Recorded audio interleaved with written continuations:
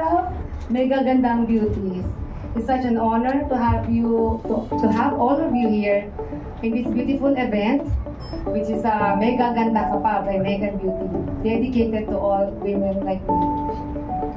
Ayan na. Thank you so much. Grabe, short yun. Dapat Yes! Oo! Good morning, everyone. Thank you so much. Yes, good morning. I just want to compliment on how good everyone looks today. You all look amazing, and I can tell that you guys really took the time to glam up today. So thank you for being here in your best self. And I just want to say, Miss Marge and Sir Lance, thank you for this wonderful event. Thank you for making me a part of Megan Beauty once again. I'm very, very happy that I get to work with a company that I believe in, that I constantly use, and of course, pangalan ko.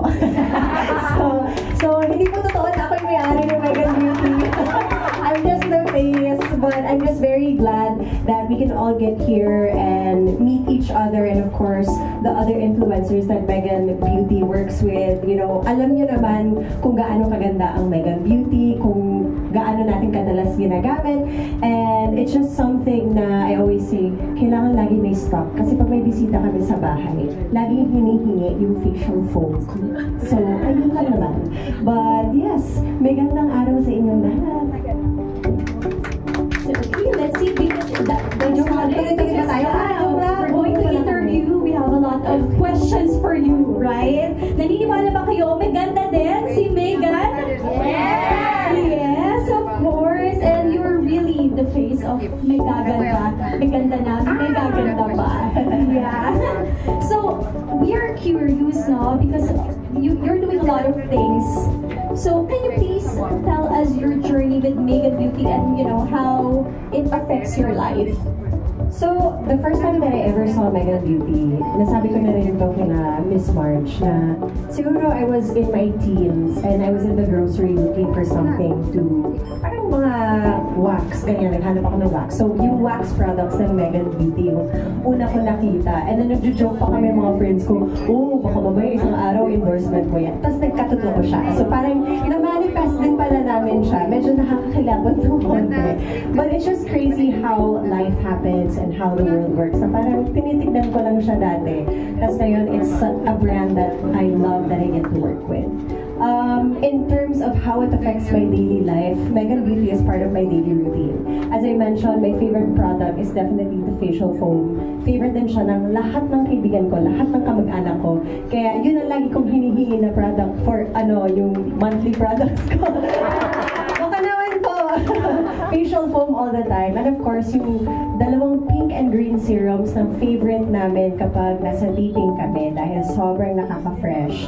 And I was telling recently, parang yung sunflower oil, I super love using on my face. Parang there's a facial oil. Sobrang nakaka-glow siya. So, I mean, there are so many more products of Megan Beauty that I could go on and on about. But I really promote it and I really advocate for it because it's really a product and a brand that I super duper love.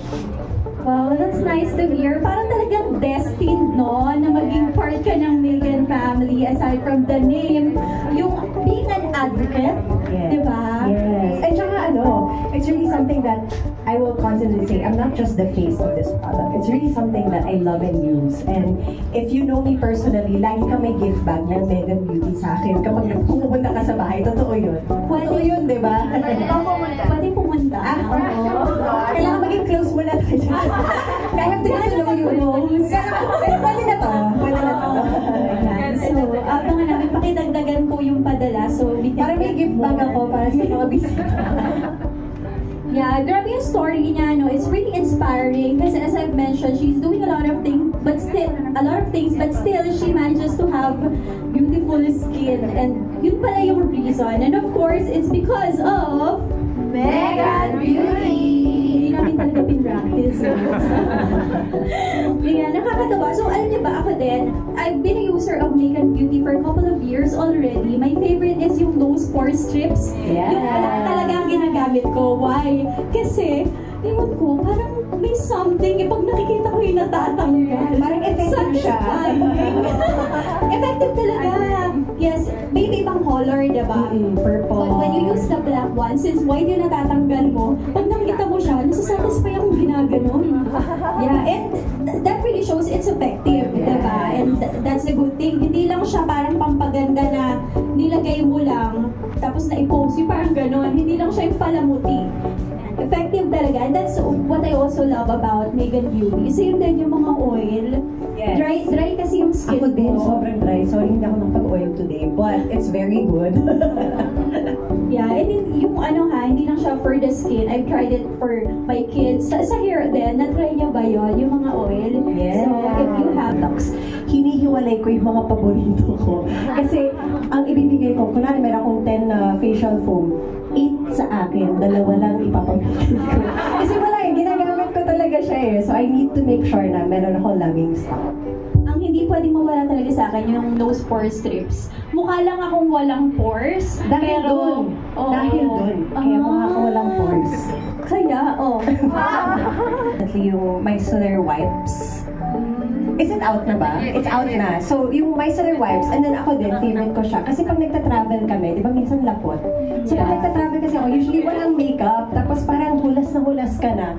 Parang in mid-flight, parang instead of washing my face, kasi hindi ka sure kung malinis ba yung tubig, kung nasaan ka man, or baka wala akong sabon, yun yung ginagamit ko pang linis ng face ko bago ako mag-reapply ng skincare pag nagta-travel.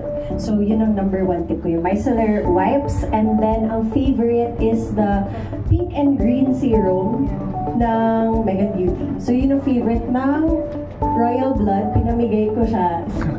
Pinamigay ko yung serum na yun. Tapos, parang naubos na. Naghingi ulit. Sabi ko, baka oras na para bumili ka. true naman, may point. Pag nakahingi ka na, Tester na yun, di ba? Oo, bumili ka na. Alam niya na gusto niya. Oo, kasi of empowerment. I feel empowered when every day. Well, every second. I feel empowered when I really take care of myself. Kasi parang there was a time na when, especially like when you're really down and sick, parang you're like, ayoko nang gawin tong extra step na to kasi nakakapagod na, or parang ayoko na, basta matulog na lang tayo.